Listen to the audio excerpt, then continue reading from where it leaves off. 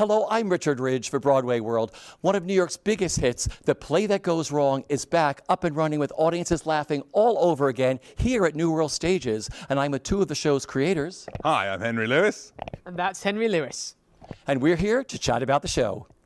Well, first of all, it is great to see you two. Welcome back to New York. Welcome back to your theater. How does it feel? Amazing. Well, we just saw the show here yesterday, and it was absolutely fantastic. It's in such good shape, and we obviously, since we've moved here, we've been wanting to come over and see it, but we haven't been able to because of the pandemic. So it was absolutely awesome to come here and watch 300 people laugh. It was really great. Yeah.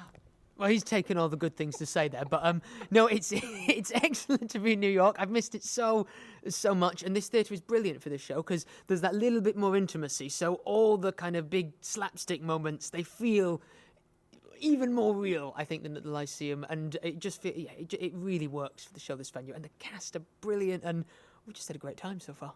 Yeah, because I spent a lot of time with you two when you opened here in 2017. I think it was April 2nd. Yes. When you had your opening night. What do you remember? How magical was opening night here on Broadway for you? Oh, it was incredible. Yeah, really, really amazing. I mean, obviously we'd done this show for a long time, and it had started in a really, really small way, in a 60-seat pub theatre in London. So yeah, to bring it all the way to kind of Broadway and open on Broadway was very, very special indeed.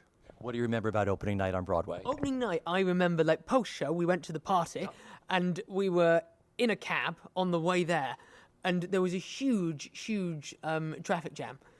And we got a phone call being like, where are you all? Where are you all? Everyone is waiting for the cast. And we were like, well, we were stuck in traffic. And we worked out we were just under a mile away. So the decision was reached that we ran to the party. We got out of the cab, we sprinted there. So if you look at the videos back where we're being interviewed, a lot of us are kind of like, and that's why, because we ran to press night. So that's what I remember. I was like, are they prima donnas? They were like, no, they're stuck in a cab. Exactly. That's usually the way. I mean, I love being on the set here at New World Stages. This is beautiful. I mean, it was much bigger, a little bigger at the Lyceum, but it's like, you're right. The audience is right with you here, right? Yeah, totally. I mean, I think it's sort of a bit more like it was kind of back at the Old Red Lion, the pub theatre we did it in London, where you're seeing kind of big slapstick comedy, but really, really close up, which I think is really, really exciting. And, when stuff malfunctions with the set, you really feel like it's right on top of you. So it's got that extra bit of jeopardy in there, which is nice. Yeah. How does it feel for you to be on this set here? It's really hard to explain because it kind of feels really surreal, particularly after the period of time that we've all just been through, where we've not gone out of our houses, let alone into different countries. But then also just feels like being home. So a mixture. Have you been able to put the past 2 years or so into any kind of perspective? I'm going to start with you this time. Oh, God. You asked him, how does it feel to be on the set? You asked me, what's my thoughts on the pandemic? Well, obviously a really horrible time, really, really difficult. And it's been amazing. I think the one thing that has kind of kept me hopeful is seeing how many people in the industry have worked so tirelessly behind the scenes to make sure that we can come back and that we're all able to do stuff like this. And but I haven't really got a kind of overall takeaway from it, other than I'm just so glad that we're slowly coming out of it. Beautiful. Yeah, I mean, same here. I think that it's all. I think we've always said that these shows are kind of, I think, really, really important for people to laugh and stuff. And I think that that's more true now than ever, right? I think it's really important to be able to come and forget about what's going on outside, forget about kind of the pandemic and stuff, and come and kind of laugh. And I think a lot of people have found that that's kind of been quite therapeutic. We did actually a sort of series of live stream shows back in the UK, which people watched all around the world, actually. So lots of people from America, and it was really, really nice to be able to bring a bit of laughter into people's sort of houses and do something that was kind of a bit of sort of like a bit like a kind of online community, I guess, show with people tuning in, and we took suggestions from the audience, all kind of improv stuff.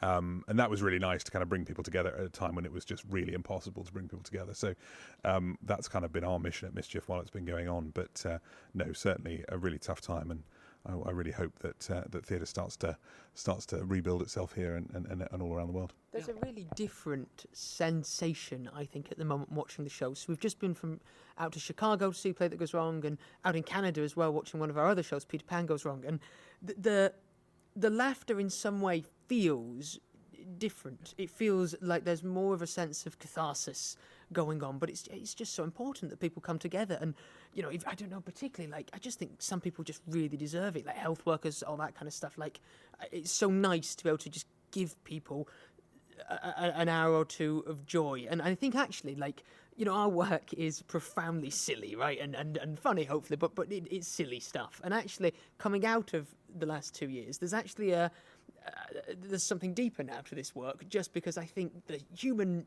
spirit really calls out and cries out to be together and to be able to laugh like that. So it's been really wonderful to be able to sit amongst audiences in different places and experience that.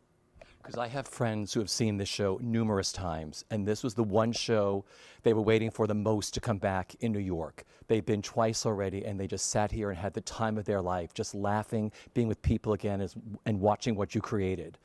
So I want to take you back to the beginning. I mean, you guys went to school together, you lived together. I mean, you wrote this piece at home. I mean, is there a favorite memory for each of you when you were writing the play that comes to mind? Well, yeah, I mean, I think that we wrote it, we were living in a really, really sort of small flat in London when we wrote it. And the memory I have that I always think of, small is generous, very small. But the memory I always have was quite weird. There were these two people doing a documentary about us at the time. Which was never aired, but they were making a documentary, and we said, okay, well, we were very flattered that people wanted to make a documentary about us, and we thought, okay, well, why don't you come and film us writing? And they came to our house and they filmed a writing session or two. This is such a weird memory. This is a weird memory, but I've not talked about this much. This is your favourite memory. It's not my favourite memory, but it's a good memory, I think. And basically they kept sort of staying. And the room we wrote was the living room. I also slept in it. It was like my bedroom as well, because it's a small flat. And I went to bed at the end of the day, and John and Shields went to their rooms, and they stayed. They were there filming for the documentary, and I got into bed and sort of had a glass of water and sort of lay there. They were still sort of filming, and I thought, okay, well, good night. And they were like, no, don't acknowledge the camera. I was like, okay, I'll just remain here then. And I sort of turned off the light. They still stayed, and it was so bizarre. And I closed my eyes, and then I woke up and they weren't there. So they did leave at some point. But it was in my room, like lying there, and I just said, after a while, being like, I'd really like to go to sleep now. That was a very strange memory from the writing after one of the writing sessions of Play That Goes Wrong. At least they left. They did. Did they come back the next day? They did come back the next day. Yeah, they were with us for a few months. Yeah. Favorite memory for you? Favourite memory? Probably just the fact that we were all working different jobs. So a lot of the show was written because Henry and Henry were working in bars. So we'd all kind of arrive back at the flat quite late. So the show was written, in the wee small hours quite often. And I suppose I just remember just really, really looking forward to getting home and doing that. And I just remember laughing a lot. I remember there's a bit in the show where there's a musical spike. And the joke is basically it goes on for longer than the actors would have desired. And I remember just us doing that in our flat, having this really dramatic music on and just trying to perform that moment to each other. And just laughing. And as well, I remember the rehearsal of it. The rehearsal was done in this little old abandoned railway arch. And I remember all the guys, all of us come together, coming up with stuff and kind of building the show together. And just look back on it as just being a really wonderful kind of innocent time as well, Yeah, we first rehearsed the show in the railway arch, and we did the final the bit. door got stuck. The door got stuck. We got locked out. There was also a flood. Yeah, there were so many things wrong with that rehearsal space. But we also we did the moment where the scenery falls down, and then we sat down with all the scenery falling down to do some notes, and then the actual wall of the rehearsal room fell down. And that was quite a good kind of acting exercise for everyone, because everyone was like, remember that reaction that you had, that utter fear and the stillness, and all of that was kind of we then used for the show. Yeah. Okay. It's been playing in the UK since I think 2012. Broadway, tours to the UK, tours to the United States. Gorgeous set. What were those early pub days like? What were those performances like? What kind of set did you have? We all built it. We built it ourselves. Yeah. It was a £300 set that we put together. It was the three flats. So, I mean, this side, this half of it basically. £300, like 300 pounds, like sterling, not like the weight. In weight, I don't know what it weighed, but it was lighter than this one. And it was amazing. I mean, it was very, very basic. It was all we put the whole production together kind of ourselves. So we did everything from building the scenery to sort of sorting out the costumes to writing it to performing in it. doing the tech, all that I stuff. think it is only fair because there's this thing where we always say we built it together, and I think that's unfair because I played more of a supportive role in the building process. I did a lot of like, that's great, everyone. My building skills are they're not good. I'm not a carpenter. I did a bit of painting. I can paint. I can route. Do you remember? I Yeah, could we route. discovered What that. is routing? Routing is so how these bits like the beveling. Here, Oh, yeah, okay. To make that shape, you have to use a router. So I can route. So you did that in the pub? I did the routing, but the rest of the set was built by everyone else in the team. Yeah. I know. So I believe there were 2 chaises on Broadway, right? That's correct. How do you say it? Shays. Chaise. Okay. There were 2 of them, right? What did you have at the pub? Barely one. I think there was one chaise longue at the pub, and that was why it was a chaise longue, because that was all we had. Had it have been an armchair, I guess probably it would have been an armchair. It was But from a production of the importance of being earnest. The cast were just like, we don't want that. It's horrible. And it had just been left in the basement of the pub with all the beer barrels and stuff. And we took that upstairs. We'll write that into the show, right? exactly, yeah, exactly. It was completely kind of battered. We were the second show when we first did it at the pub. We were on after a show that finished with the final moment of the main show. Was it like a rice drop, like cascading rain, rice falling all over the stage? I don't quite know why that was how they finished the show, but they did. And so before the show we literally had 15 minutes to turn it around, and we were sweeping up all this rice, and we were always slipping on the rice and stuff. So Here's a memory of the show as well that I have is obviously now like most sets. In theatre are obviously stuck to the floor. Well, not stuck, but nailed down, I imagine. Because we were the second show on, we didn't have the luxury of being able to secure the set to the ground. And obviously this set, there's doors slamming, things falling, all kinds of stuff happening.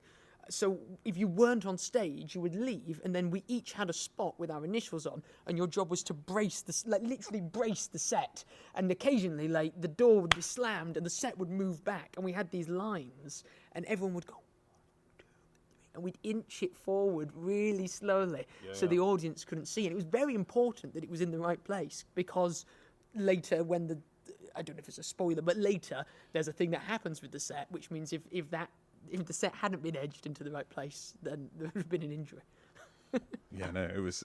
So we were always creeping, making sure everything was on its marks. Yeah, we had, I think the second run we did at the Old Red Lion, we sawed some brackets and improved it slightly. But yeah, The physical comedy in the show was amazing. How did you guys keep your bodies in shape during the show when you did it here in New York and in London? Well, I think there was a bit, maybe a little bit of trial and error at the beginning, but I think we sort of soon became aware that in order to be able to do the show for a long period of time, we had to make sure that obviously we weren't doing anything kind of unsafe. And so it was all, it's all about trying to make sure we find ways of doing things where it looks really dangerous, but actually it is safe, and we know exactly. But lots of precision is required in order to make it safe. People have got to be, as you're saying with the set, everything had to be on its mark. Everyone has to be in exactly the right place. We talk a bit more about that as well when we look at the Shield here. Yeah. Okay, is there a performance where something really went wrong that wasn't supposed to go wrong?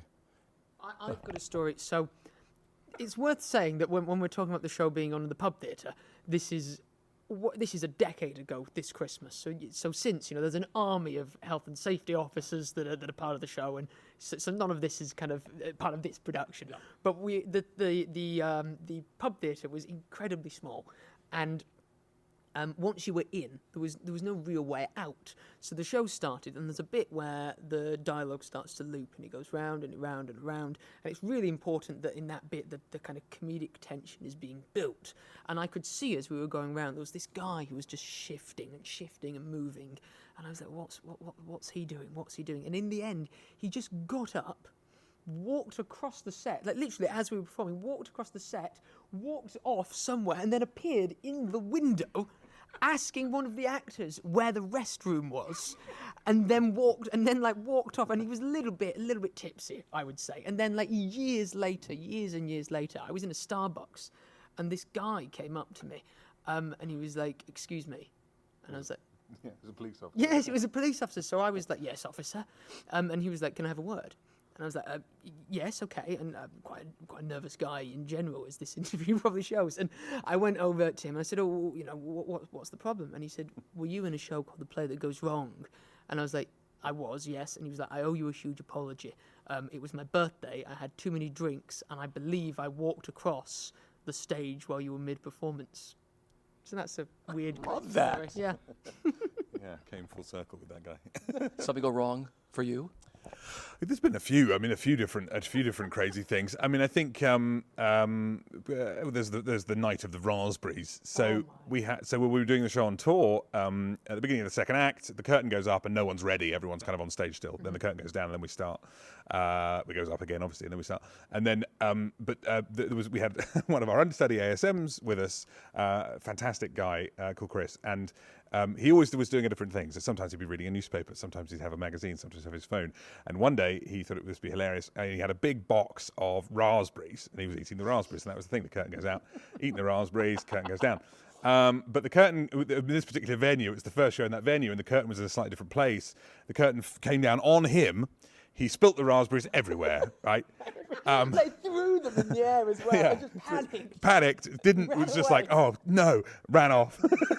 John, never forget John's reaction. Just like, oh, no. And then the curtain went out and we were back up under the lights, so we had to carry on. So the whole... Tell the audience were just like, why is there fruit everywhere? Yeah. And it was never explained. No, it's never explained. So that was very weird to begin with. But what made it even weirder was then all the people who weren't on stage and hadn't seen that happen didn't even know he had raspberries, came on stage one by one and just sort of did this double take of just doing their lines, knowing that there was raspberries everywhere and just completely confused. And it just got funnier and funnier. It became absolutely ridiculous. There's one bit, obviously, people fall over. People were covered in raspberry juice. It looked like a bloodbath by the end. It was. And slippy, and obviously the focus shifts between kind of down here and up there. And every time the focus shift up there, someone would just be like, John, why is there fruit everywhere? What's happened? Yeah. And but that made it even funnier. Oh. And at the end of the night, Chris, the understudy, came to me and said, shall I not do the raspberries? I thought maybe not the raspberries. Maybe a fruit that isn't in small pieces. That's rough to clean up raspberries. It gets everywhere. No fruit, period.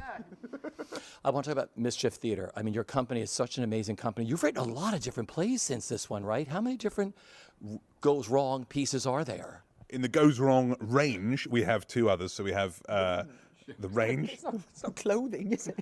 It could be. For many years, I've been talking about the goes wrong clothing range. But no, so we have Peter Pan Goes Wrong, and that's on in Edmonton at the moment. We just saw that the other day up in Canada.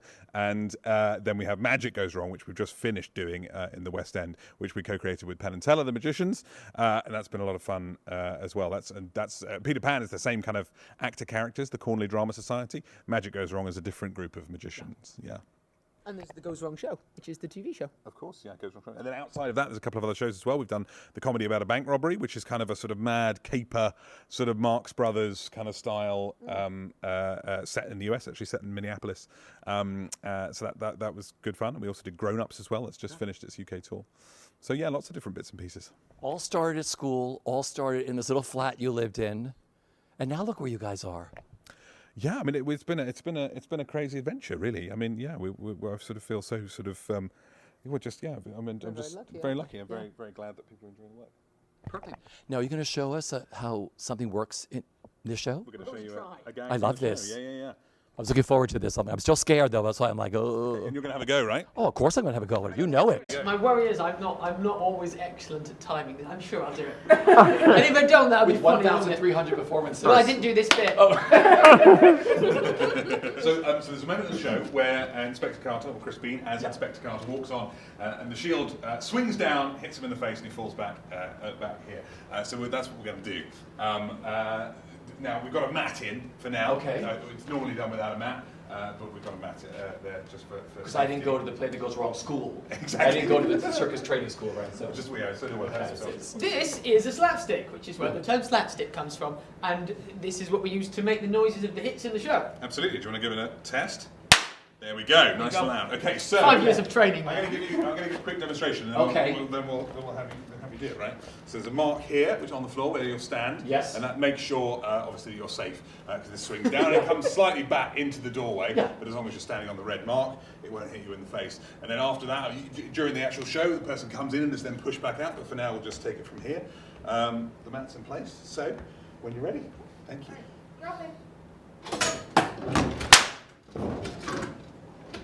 That is incredible. I think I was a little late with the stick, wasn't I? Okay, Maybe a little late. little late. a tad late. How was that? Whoa! There we go. It comes off. Remember that it does that. That's the key thing that everyone should take away from that. Of course, A yes. souvenir to go with this last Absolutely. shield. Yeah. So then Chris takes it off and throws it out. That's the whole routine. It's so heavy. Take two.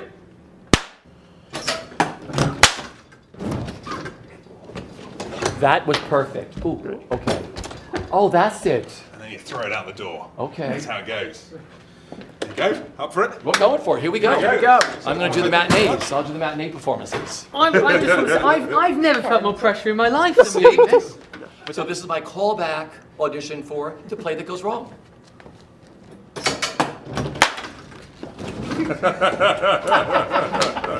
Very good. You know, this show has brought so much joy to millions of people around the world, between London, the UK, the US tour, Australia. You're back here, we're standing on the stages here at New World Stages. I mean, audiences are coming back. I mean, what does it all mean to you, the joy this show has given to so many people? I mean, this is a really hard question to put into words, but like it means so much. Like, to be honest, when I was watching it here the other night, I found myself, as well as laughing, I found myself welling up quite a lot. So it means a great deal. It really does. Yeah, absolutely. I mean, it is really amazing, and I think I kind of as I've said, but people really do need to laugh at the moment. And I think to be the kind of ones who are able to kind of provide that through the show that we've made is a real privilege. And I think I'm really glad that the show's back up and running here and starting to open up around the world. It's really special. Yeah. I'm really keen for us to come to New York with more shows and keep building the brand here and spreading the laughter further. Well, everybody at Broadway World, we fell in love with you back in 2017. We spent a lot of time together, and here we are now in 2022, doing it again. Yeah? Yeah. With my audition here for The Play That Goes Wrong. How did I do? We'll call you. I think that's good. That's good. Yeah. Yeah. Thanks so much. So good to see you. Congratulations. The best. That was the best.